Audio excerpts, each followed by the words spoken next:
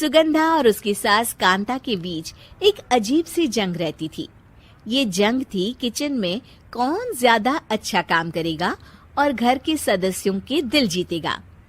और उनकी इस जंग में हमेशा कुर्बान होते थे उनके दोनों पति। कैसे?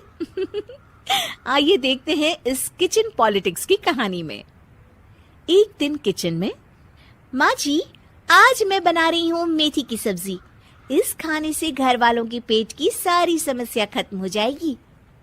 और मैं बना रही हूँ तड़के वाली छाछ, जिसे पीते ही गैस की समस्या कभी नहीं होगी। दोनों अपने अपने खाने को लेकर टेबल पर पहुंच जाती हैं। तभी सुगंधा के ससुर उसकी बनाई सब्जी की तारीफ कर देते हैं। अरे वाह, मेथी की सब्जी भी बनी है, बड़ी ही स्वादिष्ट है। वाह बहू वाह। अरे बहू, लेकिन इसमें इतनी सारी मेथी बर्बाद करने की क्या जरूरत थी? देखिए माँ जी, ये तो वो मेथी है जो आप रात में भिगोकर सुबह उसका पानी पीती हैं, और जो मेथी फेंक देती हैं उसी से मैंने ये सब्जी बनाई है। अरे वाह बहू, तुमने तो बड़ा ही समझदारी का काम किया। बस अब क्या था, कांता जी का तो मानो ये सुनकर खून ही सूख गया। वो फैसला कर लेती है कि किसी भी तरह वो अपने खाने की तारीफ लेकर ही रहेगी और सुगंधा को किचन में उसकी कमियां गिनाएगी। कांता फ्रिज खोलकर देख रही होती है और फिर सुगंधा से कहती है, अरे बहू, ये क्या, पूरा फ्रिज गंदा पड़ा है। तभी वहाँ सुगंधा का पति आ जाता है।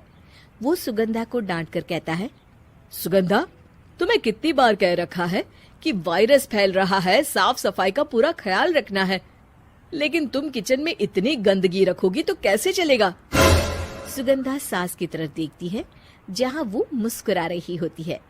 सुगंधा समझ जाती है कि सास ने उससे बदला लेने के लिए ये सब किया है। दोनों रात के खाने की तैयारी में लग जाती हैं। दोनों ना एक दूसरे की तरफ देखती हैं और ना ही एक दूसरे से बातें करती हैं। रात को खाने की टेबल पर एक एक कर दोनों कई तरह के अलग अलग व्यंजन टेबल पर लगा देती हैं और अपने अपने पति के पास जाकर खड़ी हो जाती हैं। अरे खाइए जी खाइए, मैंने बड़ी मेहनत से बनाया है। प्लेट में वो खाना डालती हैं। सुगंधा भी दोनों की प्लेट में खाना डालते हुए कहती है, बड़ी ही मेहनत लगी है इस खाने को बनाने में। हाँ, दोनों को ना चाहते हुए भी सारा खाना खाना पड़ता है। कहीं दही तो कहीं मलाई तो कहीं मसाला। और इन सब के बाद दोनों बड़ी ही मुश्किल से अपने कमरे में सोने जाते हैं।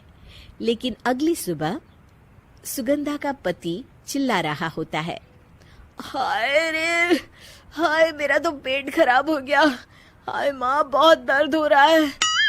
तो वहीं कांता के कमरे से भी कुछ ऐसी ही आवाज आने लगती है। हे भगवान, इस सास बहू की लड़ाई हमारी जान लेकर रहेगी। जाओ कोई डॉक्टर को बुला कर लाओ। डॉक्टर आते हैं। दोनों को देखकर कांता और सुगंधा से कहती हैं, देखिए, आप दोनों इन्हें खाने में हल्का ही दीजिएगा।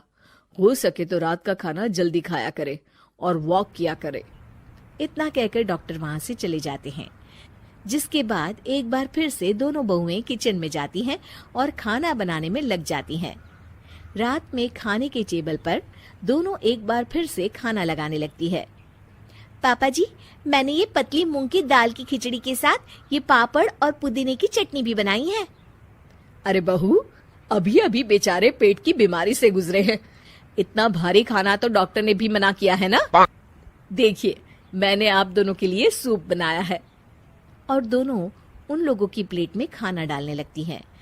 तभी दोनों एक साथ बोल पड़ते हैं, बस करो, हमें माफ करो, हमें नहीं खाना इस घर में ना खिचड़ी और ना ही सूप। हम इंसान हैं, एक वक्त में एक ही खाना खा सकते हैं। बस करो, हमें माफ करो, हमें नहीं खाना इस घर में ना खिचड़ी और ना ही सूप। हम इंसान हैं, एक वक्त में एक ही खाना खा सकते हैं। इतना कहकर वो दोनों वहां से चले जाते हैं। कहानी का अंत। आप लोग उम्मीद कर रहे होंगे कि अंत में सब ठीक हो जाएगा। नहीं जनाब, अगर सास बहू के बीच सब ठीक हो जाए तो आप ये सीरीज देखे ही क्यों? तो मजा लीजिए इस चैनल में सास बहू से जुड़ी कहानियों का, क्योंकि ये ऐसा रिश्ता है जिसकी मिठास उसकी खटास में हमेशा ज्यादा ही रहती है।